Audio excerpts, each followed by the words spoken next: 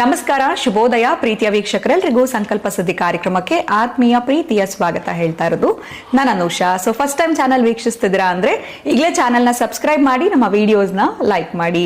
ಏನೋ ಕಾರ್ಯಕ್ರಮದಲ್ಲಿ ನಮ್ಮ ಜೊತೆಲಿದ್ದಾರೆ ಸ್ಪಿರಿಚುವಲ್ ಗುರು ಡಾಕ್ಟರ್ ವಿಷ್ಣುದತ್ತ ಗುರುಜಿಯವರು. ಗುರುಗಳನ್ನ ಕಾರ್ಯಕ್ರಮಕ್ಕೆ ಬರಮಾಡ್ಕೊಳ್ಳೋಣ. ನಮಸ್ತೆ ಗುರುಗಳೇ, ಕಾರ್ಯಕ್ರಮಕ್ಕೆ ಭಕ್ತಿಯ ಸ್ವಾಗತ. ಗುರುಗಳ ಕೆಲವರು ಈ ದೋಷಗಳ ಬಗ್ಗೆ ಮಾತನಾಡ್ತಿರ್ತಾರೆ. ಈ ದೋಷ ಇದೆ, ಆ ದೋಷ ಇದೆ, ಅದು ಪರಿಹಾರ ಮಾಡ್ಕೊಂಡೆ, ಇದು ಪರಿಹಾರ ಮಾಡ್ಕೊಂಡೆ ಅಂತ. ಈ ದೋಷ ಅನ್ನುವಂಥದ್ದು ಭಯ ಪಡಿಸುತ್ತಾ ಅಥವಾ ಇದು ಒಂಥರ ನಮಗೆ ಅಲಾರಾಮ್ ಸೈನ, ಎಚ್ಚರಿಕೆ ಮಾಡುವಂಥದ್ದ? ಹೇಗೆ ಇದನ್ನ ಕನ್ಸಿಡರ್ ಮಾಡ್ಬೇಕಾಗತ್ತೆ? ಕೆಲವರು ಇದೇ ನಾನೇನು ಮಾಡ್ಕೊಂಡೇ ಇಲ್ಲ ಅನ್ನೋರು ಇರ್ತಾರೆ, ಅಥವಾ ಇರೋರು 2-3 ಕಡೆ ಹೋಗಿ ಮಾಡ್ಕೊಂಡಿರ್ತಾರೆ. ಸೊ ಇದು ಒಂಥರ ಭಯ ಪಟ್ಕೊಳ್ಬೇಕಾ ಅಥವಾ ಇದನ್ನ ಎಚ್ಚರಿಕೆಯ ಸಂಕೇತ ಅಂತ ನಾವು ಕನ್ಸಿಡರ್ ಮಾಡ್ಬೇಕಾ? ಇದ್ರ ಬಗ್ಗೆ ತಿಳಿಸ್ಕೊಡಿ ಗುರುಗಳೇ.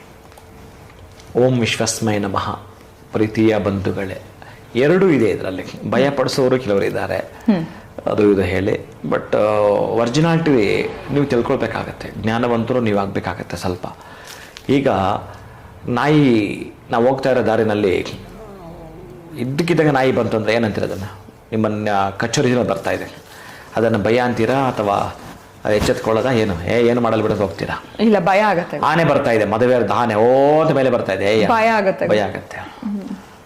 ಹಾಗೆ ಹಾವು ಬಂದಿದೆ ಮನೆ ಒಳಗಡೆ, ಏನು ಭಯ ಅಂದರೆ ದೋಷಗಳು ಅಂದರೆ ನೀವು ಹೇಗೆ ತೆಗೆದುಕೊಳ್ಬೇಕು ಅಂತಂದರೆ, ಇದ್ದರೆ ಮಾತ್ರ ಅದು ದೋಷ, ಇಲ್ಲ ಅದಕ್ಕೂ ದೋಷ ಅಂತ ಹೇಳೋಕ್ಕಾಗಲ್ಲ. ಕೆಲವೊಂದು ಜಾತಕಗಳು ಬಂದಾಗ ಏನು ದೋಷವೇ ಇರಲ್ಲ, ಪಾಪ ಅವ್ರು ಏನೋ ಸಮಸ್ಯೆ ಹೊತ್ಕೊಂಡು ಬಂದಿರ್ತಾರೆ. ಜಾತಕ ಚೆನ್ನಾಗಿದೆ, ಏನು 3-4 ಗ್ರಹಗಳು ಉಚ್ಚ ಸ್ಥಾನ ಇದೆ, ಆಮೇಲೆ ಯೋಗಗಳು ಅದ್ಭುತವಾಗಿದೆ, ಎಷ್ಟು ಚೆನ್ನಾಗಿದೆ, ಆಮೇಲೆ ಒಳ್ಳೆ ಎಜುಕೇಟೆಡ್ ಈತ, ಎಲ್ಲವೂ ಇದೆ, ಏನೂ ಇಲ್ಲ. ಎಲ್ಲವೂ ಇದೆ, ಏನೂ ಇಲ್ಲ. ಅವನ ಬದುಕಲ್ಲಿ ಏನೂ ಇಲ್ಲ, ಅಷ್ಟು ಚೆನ್ನಾಗಿದೆ. ಯಾವುದೋ ಒಂದು ದೋಷಕ್ಕೀತ ತುತ್ತಾಗಿದ್ದಾನೆ. ಜಾತಕ ಸಖತ್ತಾಗಿದೆ, ಅದ್ಭುತವಾಗಿದೆ, ಅಲ್ಲಿ ಏನೂ ಸಿಗಲ್ಲ ನಿಮಗೆ. ನೀವು ದೋಷ ಅಂತ ಹೇಳಕ್ಕೆ ಬರಲ್ಲ ಅದರಲ್ಲಿ. ನೀವು ಕುಜು ದೋಷ ಅಂತ ಹೇಳ್ತಿರಲ್ಲ, ಅದು ಇಲ್ಲ, ಸಾಡೆ ಸಾತಿಲ್ಲ, ಎಲ್ಲ ಅನುಭವಿಸಾಗಿದೆ, ಏನು ಆರಾಮಾಗಿ ಅಲಕ್ ನಿರಂಜನ್ ಎಂತ ಅಂದರೆ ಆಗಿದೆ. ಆದರೆ ಆತ ಜಾತಕ ಹಿಡಿದುಕೊಂಡು ಬಂದು ಮುಂದೆ ಕೂತ್ಕೊಂಡಿದ್ದಾಗ ಯಾವುದೋ ಒಂದು ತೊಂದರೆ, ಯಾವುದೋ ಒಂದು ದೋಷ ಅಂತ ಬಂದಿದ್ದಾನೆ. ಅದೇ ನಾನು ಹೇಳಿದ್ದು, ಗೃಹ ಅಂಡ್ ದೈವ. ಆತನ ಮಾತನಾಡೋ ಮಾತುಗಳೆಲ್ಲ ಗೊತ್ತಾಗ್ಬಿಡುತ್ತೆ ಏನಿದು ಅಂತ, ಹೇಗೆ ಅಂತ. ಅದನ್ನು ನೀವು ದೋಷ ಅಂತ ಹೇಳಿ ಅದಕ್ಕೆ ಸಂಬಂಧಪಟ್ಟ ಪರಿಹಾರವನ್ನು, ಅದನ್ನೇ ಈ ತಂತ್ರ ಮಂತ್ರ ಯಂತ್ರ. ಈಗ ನಾವು ಅಕ್ಷಯ ವೃಕ್ಷ ತೋರಿಸ್ತಾ ಇದ್ವಲ್ಲ, ಅಕ್ಷಯ ವೃಕ್ಷ ಈಗ ನಮಗೆ ಅದನ್ನು ಕೊಡಬೇಕಾದ್ರೂ ಅದಕ್ಕೆ ಸಂಬಂಧಪಟ್ಟ ಕೆಲವು ಥಿಂಗ್ಸ್ ಎಲ್ಲ ಸ್ಲೋ ಆಗ್ತಾ ಇದೆ. ಮೇಜರ್ ಆಗಿ ಅದಕ್ಕೆ ಸಂಬಂಧಪಟ್ಟ ಮೂಲಿಕೆಗಳು, ನಾವು ಅದರಲ್ಲಿ ಬಹಳ ಮುಖ್ಯವಾಗಿರುವಂಥ 18 ಮೂಲಿಕೆಗಳು, ಇನ್ನೂ ಜಾಸ್ತಿ ಹಾಕೋದು ತುಂಬ ಯಥೇಚ್ಛಗಂತೂ ಆಗ್ತಿರ್ತೀವಿ. 18 ಮೂಲಿಕೆಗಳಲ್ಲಿ 4 ಮೂಲಿಕೆ ಸಿಗ್ತಾ ಇಲ್ಲ.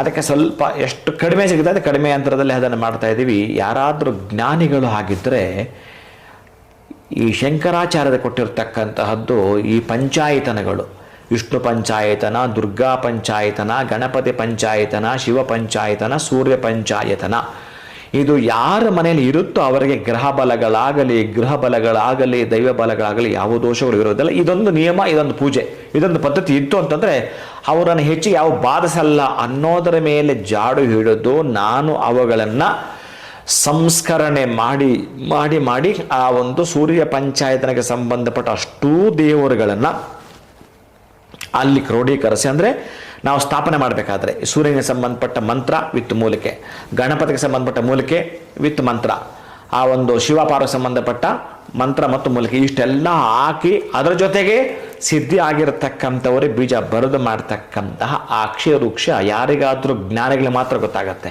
ಇನ್ನು ಕೆಲವರು ಪಾಪ ತೊಗೊಂಡಿರೋರು ನಮ್ಗೆ ಅದಾಗಲಿಲ್ಲ, ಕೆಲವರು ಏನೋ ಮಾತಾಡ್ಬಿಡ್ತಾರೆ.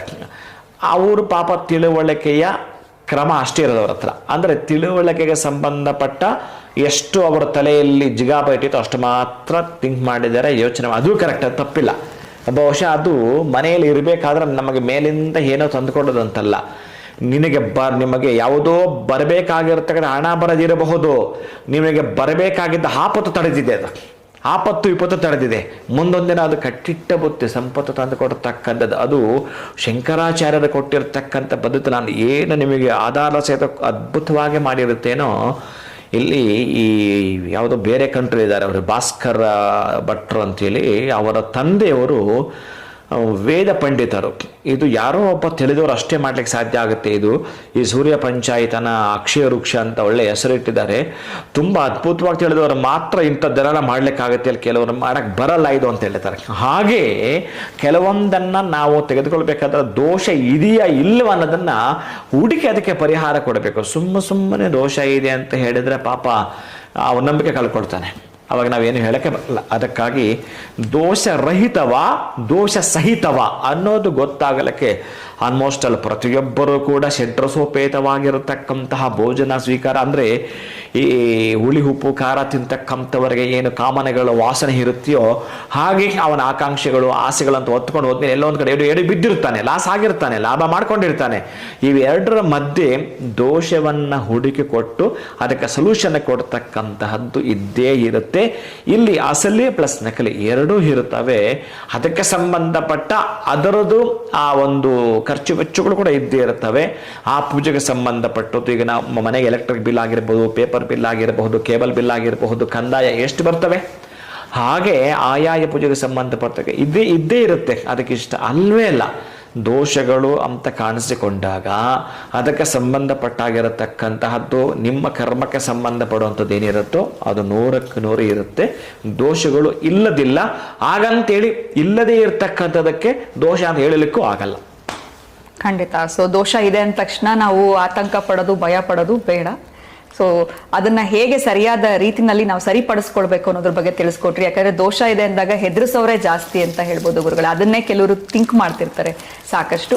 ಸೊ ನೀವು ಕೊಟ್ಟಂತಹ ಮಾಹಿತಿ ಪ್ರಕಾರ ಅದನ್ನ ಭಯ ಪಡಿಸುವಂಥದ್ದು ಬೇಡ, ಅದು ಎಷ್ಟರ ಮಟ್ಟಿಗಿದೆ ಅದಕ್ಕೆ ಹೇಗೆ ಪರಿಹಾರ ಮಾಡ್ಕೊಳ್ಬೇಕು ಅನ್ನೋದ್ರ ಬಗ್ಗೆ ತಿಳಿಸ್ಕೊಟ್ಟಿದ್ದೀರಾ. ಧನ್ಯವಾದಗಳು, ನಮಸ್ಕಾರ. ಹರೇ ಶ್ರೀನಿವಾಸ. ಇನ್ನು ಇವತ್ತಿನ ವಿಡಿಯೋನ ಮುಗಿಸುವಂತಹ ಸಮಯ ಆಗಿದೆ. ಮತ್ತೊಂದು ಹೊಸ ವಿಚಾರದೊಂದಿಗೆ ತಮ್ಮನ್ನ ಭೇಟಿ ಮಾಡ್ತೀನಿ. ನಮಸ್ಕಾರ.